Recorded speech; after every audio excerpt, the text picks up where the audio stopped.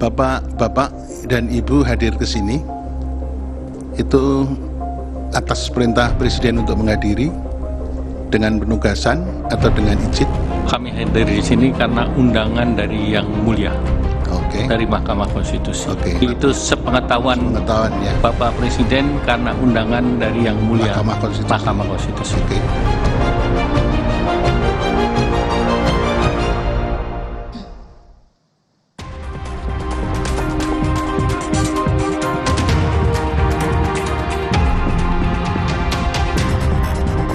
Anda masih menyaksikan Kompas Petang, saya langsung dari Gedung Mahkamah Konstitusi. Saudara, Guru Besar dan Sivitas Akademika UGM Yogyakarta Minggu siang menggelar aksi mengawal putusan sidang MK.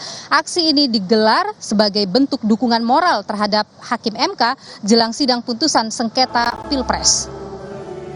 Sejumlah aktivis perempuan, guru besar, dan Sivitas Akademika UGM menggelar aksi di Gedung Balairung UGM. Dalam orasinya, peserta aksi menyesalkan proses politik di Indonesia yang dinilai jauh dari syarat demokrasi. Dalam aksi yang digelar bersamaan dengan Hari Kartini ini, Guru Besar UGM menegaskan agar Sivitas Akademika tak boleh berhenti berjuang dalam menyuarakan hati nurani.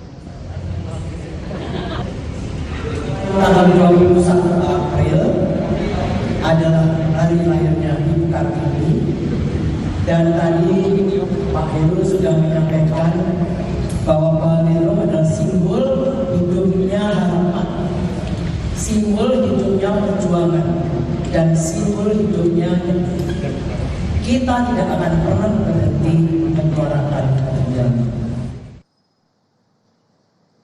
Ketua Tim Pembela Prabowo Gibran Yusril Issa Mahendra mengunggah sebuah foto di Instagram pribadinya saat bertemu dengan Cawapres Mahfud MD. Dalam unggahan di akun Instagram pribadinya, tampak Yusril sedang bersalaman dengan Cawapres Mahfud MD saat bertemu di Universitas Diponegoro Semarang. Dalam keterangannya, Yusril mengatakan walaupun beda posisi di MK, persahabatan pribadi tidak pernah pudar.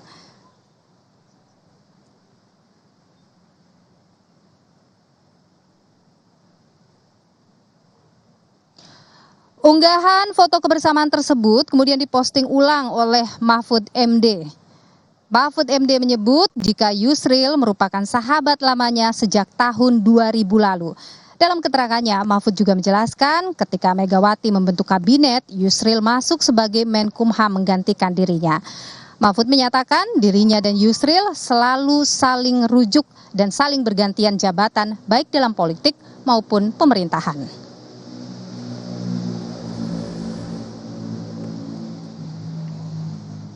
Saudara, usai menggelar serangkaian sidang untuk mendengarkan gugatan, pemeriksaan saksi dan ahli hingga juga memanggil 4 menteri, besok Mahkamah Konstitusi ini akan menggelar sidang pembacaan putusan sengketa hasil Pilpres 2024. Langsung dari studio Kompas TV di Mahkamah Konstitusi, kita akan bahas hal ini, saudara. Bersama saya sudah hadir ahli hukum tata negara Fitra Arsil dan juga Direktur Eksekutif Lingkar Madani Rai Rangkuti. Terima kasih Prof. Arsil, terima kasih juga Bung Rai sudah bersama Kompas Petang hari ini. Kita langsung dari Mahkamah Konstitusi.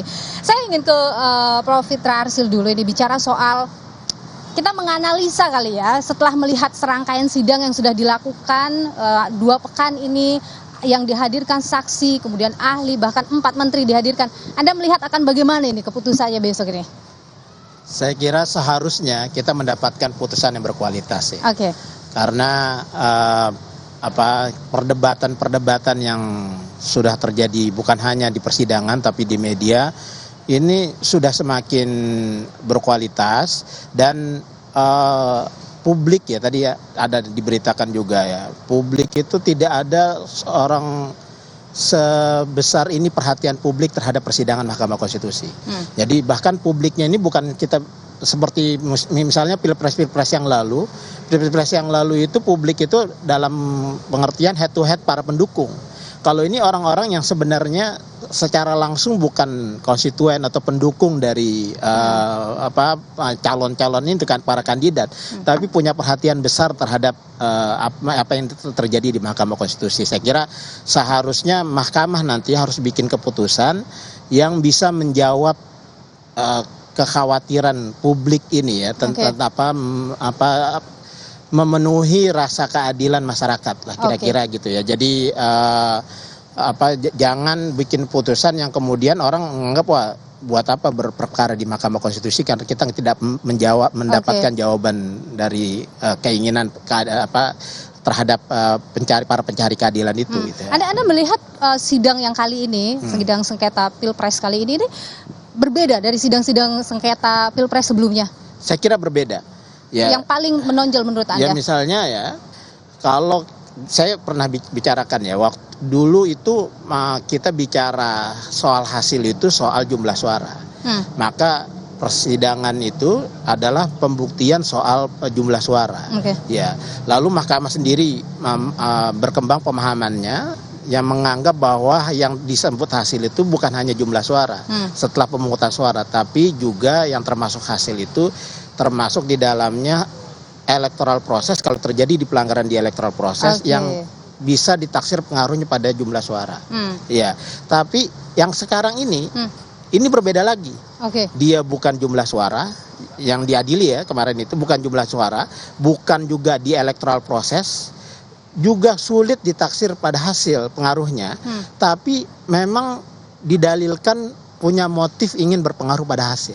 Nah, jadi dia beyond electoral proses lah gitu ya, seperti bansos, penjabat, kepala daerah. Jadi ini lebih pelik menurut Anda? Lebih pelik. Nah, oleh karena itu maka kita tidak melihat misalnya pembuktian-pembuktian yang orang mendatangkan form C1 itu enggak, itu bukan pembuktian itu yang dilakukan, tapi adalah policy. Dan menariknya apa yang didalilkan ini kemudian diakomodasi oleh mahkamah gitu dengan memanggil menteri ya, itu artinya kan seperti memberikan titik terang bahwa memang kita nggak akan, sudah selesai lah urusan pembuktian itu, bahwa yang kita persoalkan hanya soal kuantitatif. Ya, menurut saya ini bagus emang, dan ini saya bilang ini konsisten juga dengan pendapat-pendapat mahkamah sebelumnya dalam pengadilan-pengadilan peradilan sengketa pilkada misalnya, itu juga biasa terjadi. Saya ingin ke Bung Ray. Bung Ray, di tengah situasi sidang yang bergulir di Mahkamah Konstitusi, pergolakan politik juga jalan itu di situ. Anda membaca itu bagaimana itu?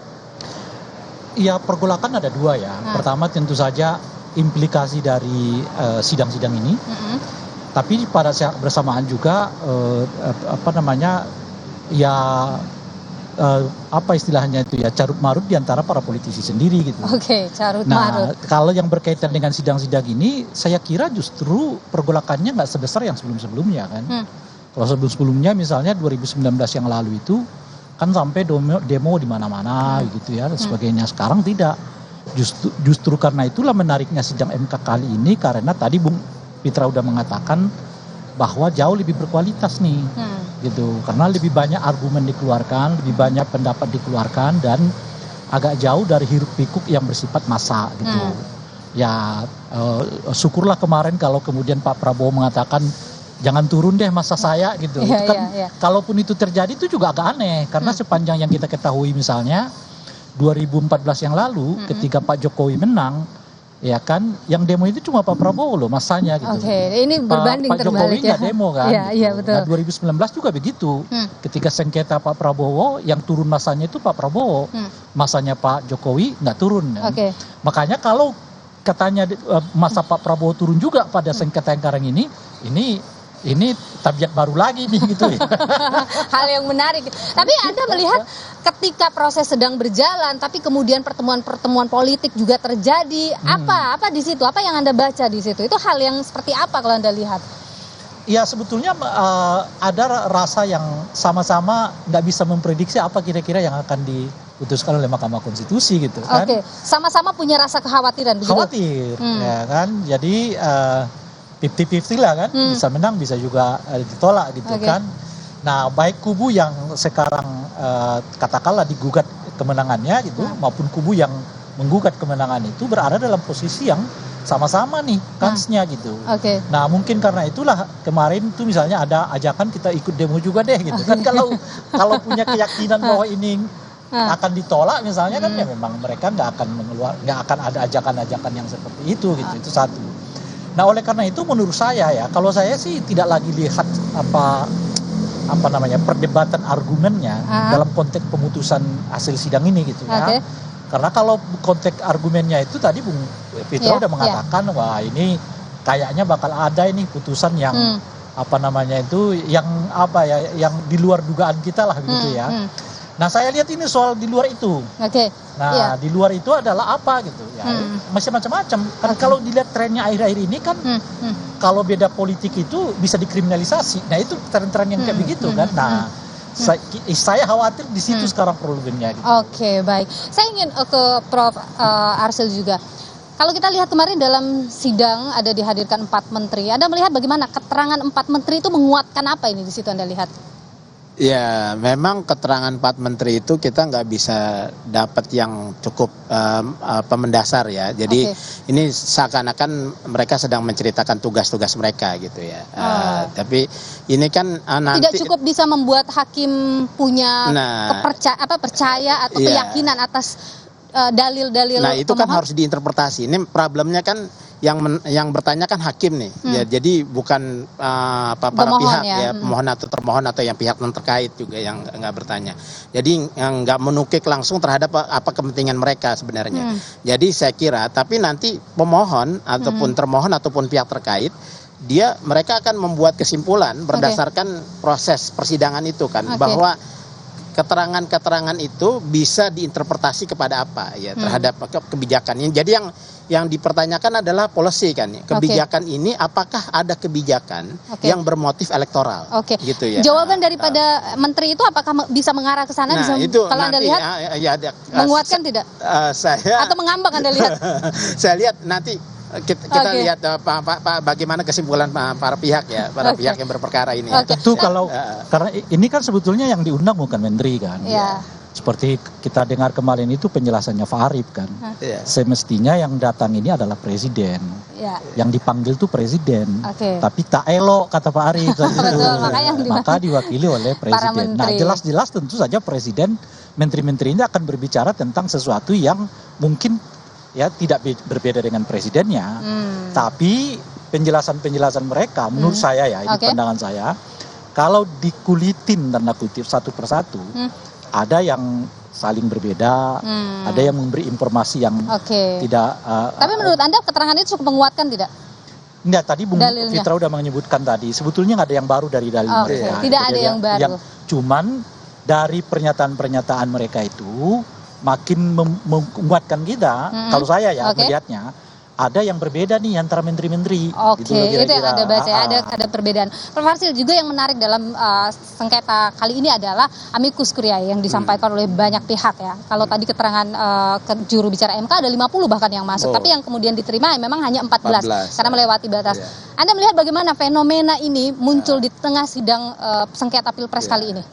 Ya, amicus curiae itu memang bukan alat bukti ya. Jadi memang dia nggak menentukan apa signifikan gitu. Tapi ini pertama saya melihatnya ya. Pertama adalah perhatian publik terhadap kasus ini. Ini sangat tinggi dan publiknya adalah kalangan intelektual, bukan massa nih. Jadi kita bukan bicara orang yang datang dengan tanpa gagasan. Ya, ini datang dengan gagasan. Itu artinya apa itu kalau Anda lihat? Artinya orang-orang yang sebenarnya mendukung atau tidak mendukung atau perhatian bukan karena emosi tapi rasionalitasnya yang dia bawa gitu. Dia bawa argumen, bawa rasionalitas. Ini artinya ini sebenarnya kita harus anggap sebagai kemajuan bahwa bagi demokratisasi ini bagus. Jadi ada orang pihak-pihak atau kelompok masyarakat perhatian terhadap apa yang menjadi keputusan Mahkamah Konstitusi. Biasanya hakim akan seperti apa melihat? Memang hakim ini sangat bergantung kepada hakimnya ya. Tapi hakim nggak boleh sama sekali untuk tidak melihat ini. Jadi ini kan dasarnya adalah nilai-nilai yang hidup di masyarakat itu, nilai keadilan hidup masyarakat itu harus diakomodasi. Jadi dia untuk menambah argumentasi ya. Jadi karena putusan mahkamah itu kan dia rasionalitasnya harus tinggi, dia harus memilih argumentasi. Nah, para pihak ini, para profesor, para guru besar, para akademisi, kelompok masyarakat lainnya dibawa argumentasi Oke, itu. baik. Ya. Saya tanya Singkat saja, karena kita harus jeda. Saya tanya, justru saya mau tanya Mbak Nil. Oke, ini pertanyaannya. Tadi waktu dengan juru bicara MK itu ditanyakan nggak yang 14 ini apakah dalam posisi menguatkan argumen 0103 atau sebaliknya? Sayangnya tidak dibuka oleh dia apa isinya ya, seperti apa dan siapa yang mengirimkan itu tidak dibuka. Kan? Tapi pertanyaan begini, yang kemudian jadi pertanyaan publik sekarang adalah keputusan nanti yang dihasilkan oleh Mahkamah Konstitusi, akankah itu legitimate, kemudian tidak akan menimbulkan pertanyaan lagi bagi publik, tidak akan menimbulkan kekisruhan. Terus kemudian ketidakhadiran Anwar Usman dalam sidang sengketa Pilpres ini, apakah itu cukup membuat kita atau masyarakat percaya diri hasilnya nanti benar-benar akan memenuhi unsur keadilan tadi? Kita akan bahas ini setelah jeda berikut ini. Kami akan kembali saudara di Kompas Petang.